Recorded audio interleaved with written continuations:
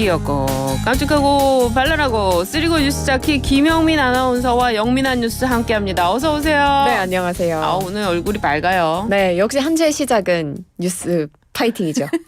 월요일이니까. 월요일입니다. 저희는 회식을 하기로 했기 때문에 아, 그렇죠. 기분이 좋습니다. 모두 새벽 기상을 이제 해야 되는 사람들이기 때문에 네. 회식을 뭐 늦은 오후쯤에 저희는 낮부터 저희가. 마십니다. 네.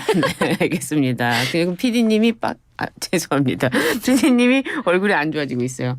그 정신의학자들의 연구에 따르면요. 네. 아무리 건강한 사람도 계속해서 이렇게 자기 손을 쳐다보잖아요. 네. 그러면은 손 위로 개미가 기어가는 듯한 이상한 느낌을 받는다고요. 그렇군요. 그러니까 너무 깊게 생각하지 말라는 겁니다. 아, 그런 무슨 말인지 알겠네요. 네, PD님 가볍게 생각하시면 돼요. 자, 오늘도 영민한 뉴스 한번 달려가 볼까요? 네. 국민의힘의 당권 경쟁이 본격화하는 모습입니다.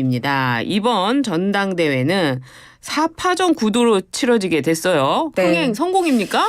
그런 것 같습니다. 예. 국민의힘 당권 주자들이 또 어제 국회 소통관에서 잇따라서 출마 선언을 했는데 네. 1시간 간격으로 연달아 가면서 출마 선언을 했었죠. 그러니까요. 나경원 의원이 가장 먼저 출사표를 던졌는데요. 네. 개파가 없다는 점을 강조했고요. 네. 다음 대선에서 이길 수 있는 정당을 만든다 이렇게 이야기를 했습니다. 네. 또 본인은 대선에 출마하지 않겠다는 오. 이야기도 했죠.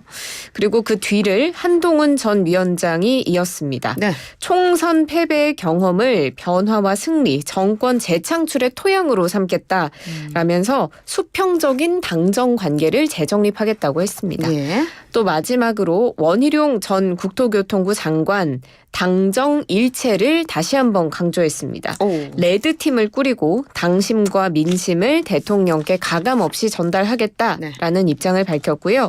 그리고 또 이미 앞서서 출마 선언을 한 윤상현 의원은 네. 윤석열 정부의 성공을 돕고 당의 혁신을 위해 모든 걸 하겠다고 밝혔습니다. 윤석열 의원은 미리 치고 나와서 이 발표를 했는데 주목도가 좀 낮았어요. 그래서 저희 방송 오늘 인터뷰를 하는데 왜 먼저 출사표를 던졌는지 좀 인터뷰 해보도록 하고요. 네. 근데 이 후보들 보니까요. 최상병 특검법에 대해서 좀 후보들 생각이 엇갈리는 것 같아요. 맞습니다. 한 전 위원장이 조금 다른 네. 입장을 냈었죠. 출마 회견에서 공수처의 수사 종결 여부와는 무관하게 최상병 특검법을 발의하겠다 이런 입장을 밝힌 건데요. 예. 민심을 거스를 수 없기 때문에 오히려 특검법을 발의하는 게 윤석열 정부와 국민의힘을 진정으로 살리는 길이다 이런 오. 입장을 내놓은 겁니다. 예. 또 반면에 다른 후보들은 선수사 후 특검 이 기존의 입장을 유지했는데요. 네. 원 전 장관은 특검을 절대 다수가 반대한다라고 목소리를 높였고 나경원 의원은 한 전 위원장을 겨냥했습니다. 오. 특검 수용론은 순진한 발상이고 위험한 균열이다 이렇게 지적을 했고요. 예. 윤상현 의원도 공수처 수사를 지켜보자는 입장을 짓밟고 내부 전선을 흐트러뜨리는 교란이자 자충수가 될 것이다 이렇게 비판했습니다. 그래요. 한동훈 전 위원장은 국회의원 경험이 없지 않습니까? 이 원내 경험이 없기 때문에 이 대야투쟁에 있어서는 조금 밀릴 수도 있겠다라는 점을 아마 후보들이 지적을 한 것 같아요. 이번 이 최상병 특검법을 가지고요.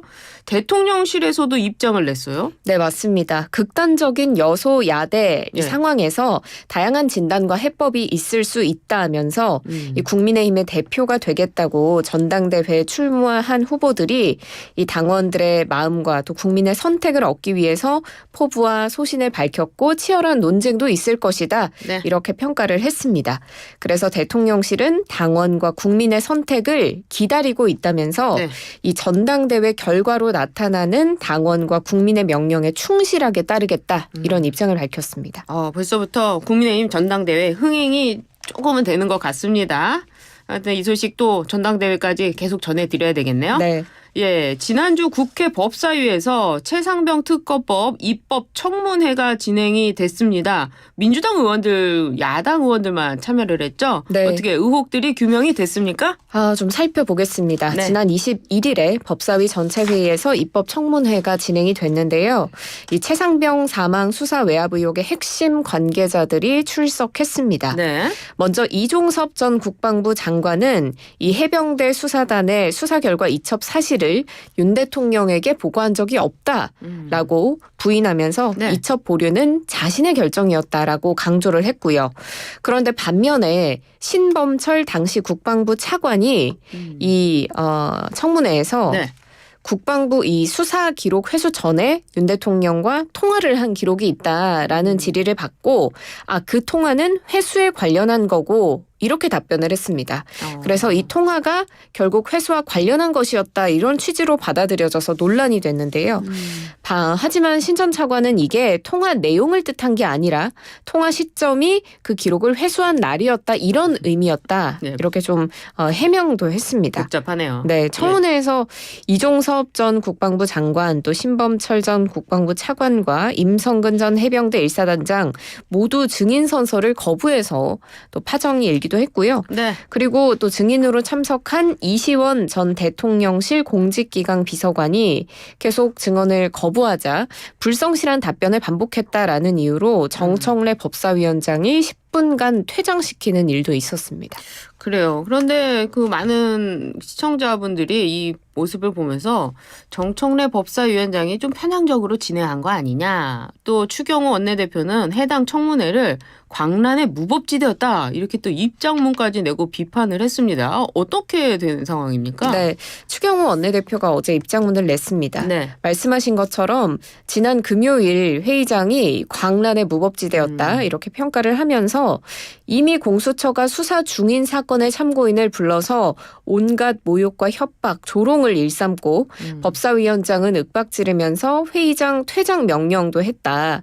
그렇기 때문에 국회의장에게 유감을 표명하고 조치를 취해달라 네. 이렇게 입장을 낸 겁니다. 그래서 이 12시간이 넘는 무소불위의 행동들이 이재명 방탄을 위한 호위 무사들의 충성 경쟁이었다 이렇게 꼬집기도 했는데요. 네. 그러니까 이게 사건의 진실을 위한 게 아니라 정권을 흔들기 위한 것 아니냐 이렇게 비판을 한 겁니다. 그래요. 민주당은 이 발언에 어떻게 반응을 했습니까? 먼저 이 법사위원장 당사자죠. 정청래 의원이 자신의 소셜미디어에 글을 올렸는데요. 추경호 초딩처럼 이르지 말고 나에게 용기를 내서 직접 말하라 이렇게 비꼬았고요. 그리고 또 민주당의 강유정 원내대변인이 국회 브리핑을 했는데 추경호 원내대표 또 국민의힘을 향해서 법사위에 들어와서 플레이어가 돼야 할 국민의힘이 원외에서 비평가로 활약하는 꼴이다. 이렇게 비판을 했습니다. 그래서 M1 딴지는 그만두고 줏대 있게 국회에 들어와서 할 말을 하라. 이렇게 직격했습니다. 그래요. 지금 이번에 그 훈련병 사망한 사건에 대해서 이 관련자들이 구속이 됐습니다. 민주당은 우리 아들들을 군대에 보낼 수 있겠느냐 이 논리로 지금 최상병 사건도 그렇고 얘기를 하고 있는데 군대 가서 사망한 사건에 대해서 또 정치권이 어떻게 나오는지는 이 사건도 좀 봐야 될 것 같습니다. 너무 한 사건에만 이러는 건 아닌가 또 싶기도 한데 좀 지켜봐야 되겠네요. 원구성 마지막 여야 회동도 결렬이 됐다고 하는데 우원식 국회의장이 지난 주말 원구성 협상 시한으로 정했는데 국회가 끝내 원구성 협상에 접점을 찾지는 못했어요. 네, 맞습니다. 국민의힘의 추경호 원내대표 또 더불어민주당의 박찬대 원내대표가 우원식 국회의장 주재로 어제 협상을 했습니다. 네. 그렇지만 결국은 접점을 찾지 못했고 이 회동도 20분을 넘기지 못했습니다. 추경호 원내대표가 회동 후에 우원식 의장이 중재안도 제시하지 않고 박찬대 원내대표도 타협안을 제시하지 않아서 이런 빈손 협상이 무의미하다고 생각한다. 이렇게 이야기했고요. 박찬대 원내대표도 마냥 기다릴 수만은 없다라면서 맞섰습니다. 국민의힘이 오늘 의총에서 결단을 내릴 것으로 보이는데 민주당은 25일 본회의에 대해서도 여전히 강경한 입장이에요. 네, 맞습니다. 네, 함께 말씀해 주시죠. 네, 추경호 원내대표는 우리가 총의를 모아서 스스로 결단할 거다라고 오늘 의원총회에서 결정할 거라는 이야기를 했고요. 네. 박찬대 원내대표도 추가 협상은 없을 것이라고 했습니다. 그래서 파행이 길어지면 민주당이 18개의 상임위원장을 모두 가져갈 수 있다. 이런 점도 시사를 했기 때문에 오늘 좀 지켜봐야 될 것 같습니다. 그러네요. 국민들은 정말 민생이 힘들고 있는데 이거 결정하는데 이렇게 오래 걸리나 싶기도 하고 또 그러네요. 이번에는 김호중 씨에 대해서 한번 이야기 나눠보겠습니다. 음주 후 뺑소니 혐의를 받는 가수 김호중 씨가 결국 음주운전 혐의에서 벗어났다고 하는데요. 이 비판 여론이 상당합니다. 맞습니다. 김 이거 씨가 뭡니까? 지난 18일에 이제 검찰에 의해서 구속 기소가 됐는데 네. 이 혐의를 보면 특정범죄가중처벌법상 위험운전 치상, 도주치상, 사고 미조치, 범인도피 교사. 그런데 여기에 음주운전 혐의는 없습니다. 이거 어떻게 된 겁니까? 경찰이 원래는 위드마크 공식을 활용해서 네. 당시의 혈중 알코올 농도는 0.031%였을 것이다. 이렇게 추정을 해서 검찰로 넘겼는데 네. 결국은 이게 혐의에서 빠진 겁니다. 아하. 그래서 누리꾼들 사이에서는 음주운전을 해도 혐의 적용이 안 되게 하는 방법을 널리 공개한 것 아니냐 네. 이렇게 비판을 하고 있습니다. 그러니까 이게 도망간 게 알코올이 빠지는 거를 위해서 도망가고 네. 또 나중에 이렇게 차후에 뭐 혈액 검사를 하더라도 그때는 나오지 않으니까요. 아니니까 그랬던 거 아닌가 그런 점에서 굉장히 비판을 받겠어요. 그러니까 음주운전을 해도 음주운전이 아니다. 이거 말이 안 되지 않습니까? 그러니까요.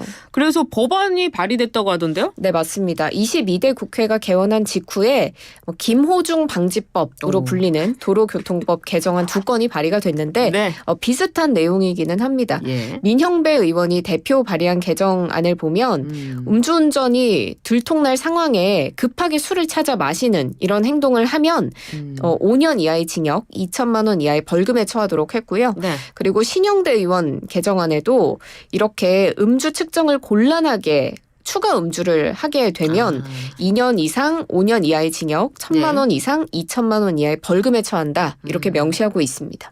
그렇군요. 하여튼 이 음주운전하고 도망가는 사람들 있잖아요. 네. 빨리 잡아가지고 얼마나 먹었나 알코올 농도 그러니까요. 확인을 해야 될 것 같아요. 이 김호중 씨에 대한 사건이 이렇게 빨리빨리 흘러가는데 또 정치권과 관련된 사건은 또 시간이 그냥 세워라 내워라 하는 거 보면 국민들이 어떤 생각을 하실까 우리 청취자 여러분들께서 판단하시지 않을까 싶습니다. 이 방송은 오피니언 리더가 함께하는 방송 아니겠습니까? 그럼요. 그렇습니다. 오늘 영민한 뉴스 김영민 아나운서와 함께했습니다. 고맙습니다. 감사합니다.